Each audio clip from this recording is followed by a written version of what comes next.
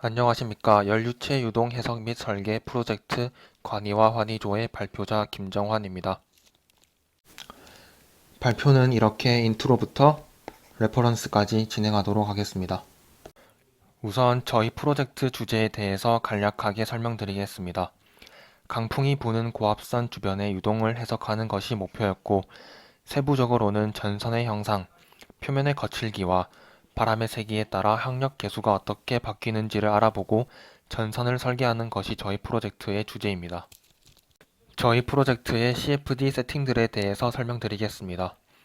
먼저 속도와 레이놀즈 수입니다. 해석 공간의 공기의 속도는 작년 고성 산불이 났을 당시 강풍의 속도인 20m/s로 정했습니다. 고압 전선의 두께 규격이 40cm로 레이놀즈 수는 52,770 정도였는데 골프공의 원리를 적용해서 항력 계수 값을 낮춰보자 하는 것이 저희의 생각이었기 때문에 골프공은 어떤 레이놀즈 수에서 항력 계수의 감소가 일어나는지를 알아보았고, 아래 그래프를 통해서 저희가 사용하는 레이놀즈 넘버가 여기에 들어오고 속도와 레이놀즈 넘버 값이 합리적이다라고 생각하였습니다. 메쉬 세팅에 대한 설명입니다. 카티아로 고압 전선의 형상을 설계하고 STL 파일로 만든 다음에 Surface Feature Extract로 경계를 추출해서 SnappyX Mesh Overwrite 명령어를 통해 격자를 생성하였습니다. 베이스 메쉬의 분할 정도를 조절하여 그리드 디펜던시 테스트를 진행하였습니다. 이는 뒤에 다시 설명드리겠습니다. 솔버와 터뷸런스 모델에 대한 설명입니다. 일정한 시간이 지난 후에 항력 계수의 값만 비교할 것이므로 스테디 터뷸런트 인컴프레서블 솔버인 심플 폼을 사용하였습니다. 아래의 글을 보시면 축구공에서의 터뷸런스 모델에 대한 논문 자료인데, 스탠다드 K 입실론 모델과 SST K 오메가 터뷸런스 모델이 항력 계수를 25% 과다 추정해서 가장 정확했으며, 스탠다드 K 오메가 모델이 400% 과다 추정, 그리고 다른 모델이 50% 과소 추정한 것을 알 수 있습니다. 그리고 스탠다드 K 입실론 모델이 SST K 오메가 모델보다 2배 빠르게 수렴했다는 것을 알 수 있습니다. 따라서 저희는 K 입실론 모델로 선정하였습니다. 다음으로 이니셜 바운더리 컨디션입니다. 속도와 압력, 베이스 메쉬의 경계 조건과 실린더의 경계 조건은 4주차 강의에서 사용했던 경계 조건을 그대로 썼고, K와 입실론은 입구와 벽면에서만 고정된 값을 사용하였고, 나머지는 제로 그레디언트 값을 사용하였습니다.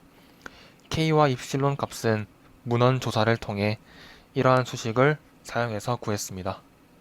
다음으로 저희가 진행한 CFD 시뮬레이션과 데이터에 대해서 말씀드리겠습니다. 먼저 그리드 디펜던시 테스트 부분을 말씀드리면, 처음 12만 개 정도의 수준에서 147만 개 정도의 격자까지 총 8개의 서로 다른 격자를 가지고 항력 계수의 값을 비교했습니다. 오른쪽에 나와 있는 그래프가 그 결과이고요. 나와 있는 숫자는 각 데이터별 격자의 개수입니다. 40만 개가 넘어가면서부터 수렴하기 시작했고, 100만 개를 넘어가면서부터 거의 일정해진다고 볼 수 있습니다. 저희는 테스트를 진행한 격자들 중에 가장 보수적인 격자, 147만 개 격자를 가지는 메쉬로 CFD를 진행하였습니다. 딤플 깊이에 따른 항력 계수 값에 대한 데이터입니다.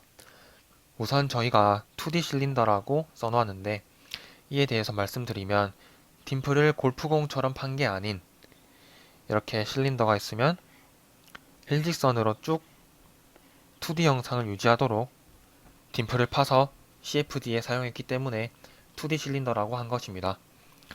저희가 심플 폼을 사용했기 때문에 왼쪽의 항력 계수에 대한 그래프는 시간에 대한 것이 아닌 계산 횟수에 대한 항력 계수 값입니다. 저희는 1000번째 계산된 항력 계수 값을 사용하였는데, 이는 그래프를 통해서 충분히 잘 수렴된 값임을 알 수 있습니다. 오른쪽 그래프는 딤플 깊이별 항력 계수입니다. 비록 2D로 형상을 만들었지만 딤플이 깊을수록 항력 계수가 낮을 것이라는 저희 예상과는 다르게 딤플의 깊이가 0, 0.5, 1mm로 갈수록 항력 계수가 커진 것을 알 수 있습니다. 저희는 그림처럼 3D 딤플을 판 경우에도 CFD를 해보았습니다. 오른쪽 그래프에서 보는 것처럼 전보단 수렴성이 떨어지긴 하지만 대략적으로 수렴하는 모습을 보이는 것을 알 수 있고 학력 계수의 값이 앞에서 본 2D 영상들에 비해 작은 것을 알 수 있습니다. 또한 저희는 1mm 2D 딤플을 판 경우에 속도를 변화시키며 레이놀즈 수에 대한 학력 계수 값도 구해보았습니다. 마찬가지로 왼쪽 그래프로 학력 계수의 수렴성을 알 수 있습니다. 오른쪽 그래프를 보시면 형상을 바꿔가면서 시뮬레이션을 진행했던 20m/s 속도일 때 가장 학력 계수가 높은 것을 알 수 있고 다른 값들이랑 차이가 꽤 많이 나는 것을 알 수 있습니다. 이러한 데이터들을 종합해서 살펴보겠습니다. 레이놀즈 수 52,770의 값에선 딤플의 깊이가 증가할수록 학력 계수는 증가합니다. 같은 레이놀즈 수에서 3D 딤플을 봤을 때 2D 딤플을 봤을 때보다 학력 계수의 값이 훨씬 감소했습니다. 2D 딤플을 판 형상에서 속도에 따라 학력 계수 값을 구해봤을 때 20m/s에서 가장 컸습니다. 보시면 아시겠지만 변수들의 범위가 얼마 안 돼서 더 큰 범위의 데이터를 측정해보고 싶은 생각이 들었습니다. 이 정도 데이터만 가지고 레이놀즈 수, 딤플의 깊이, 딤플을 판 모양 등의 변수들을 다 같이 고려해서 전선을 설계해야 한다는 것은 알 수 있습니다. 저희가 살고 있는 한국은 지형도 다양하고 기후도 다양합니다. 따라서 지역에 따라 설정해야 하는 이니셜 바운더리 컨디션이 다를 것이고 전선이 어떤 속도와 형상에서 가장 힘을 많이 받는지 다양한 조건에 따라 실험해봐야 된다고 생각했습니다. 저희 CFD 프로젝트로 알게 된 사실보다 더 나아가서 더 넓은 범위의 바람의 속도와 딤플의 깊이에 따라 학력이 어떻게 변하는지 3D 그래프를 그려볼 필요가 있다고 생각했고 전선이 파손되는 원인을 바람의 영향이 가장 커서 그 영향을 주로 생각하면 되는 게 합리적이라면 지형이 다르고 풍속이 다른 지역마다 어떤 전선의 형상이 가장 잘 맞는지 최적화가 가능할 것입니다. 저희 프로젝트에서 사용한 레퍼런스 드리고요. 이상으로 프로젝트 발표 마치겠습니다. 감사합니다.